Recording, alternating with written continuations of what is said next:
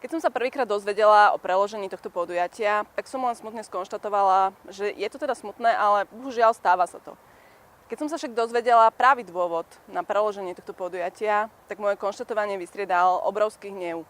Už samotné povolenia na takéto akcie, ktoré sa vydávajú na magistráte, ja si myslím, že sú tam dostatočne kompetentní ľudia a keď majú dopredu ohlásenú nejakú dlhoročnú akciu, ktorá má dlhoročnú tradíciu, je to už 7. ročník napríklad tohto konkrétne behu, majú to tam dlhodobo ohlásené a príde niekto, že si chce urobiť nejaký protestný pochod, tak proste nevydať povolenie na 2 takéto akcie v jeden deň, však to dá zdravý rozum, že to proste nemôže dopadnúť dobre.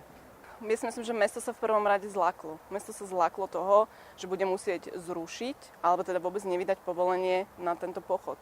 A to je to, čo sa tu proste nemôže stávať. Polícia a mesto a proste tí, ktorí majú tú moc zabrániť takémuto niečomu, sa nemôžu zláknuť jednoducho. A nemôžeme sa tu tváriť a nemôže nastať tá situácia, že kvôli pár desiatkam nejakých ľudí v ťažkých topánkach, ktorí sa snažia protestovať, bude ustupovať tisícky ľudí, ktorí tu budú bežať alebo ktorí budú robiť akciu za dobrú vec.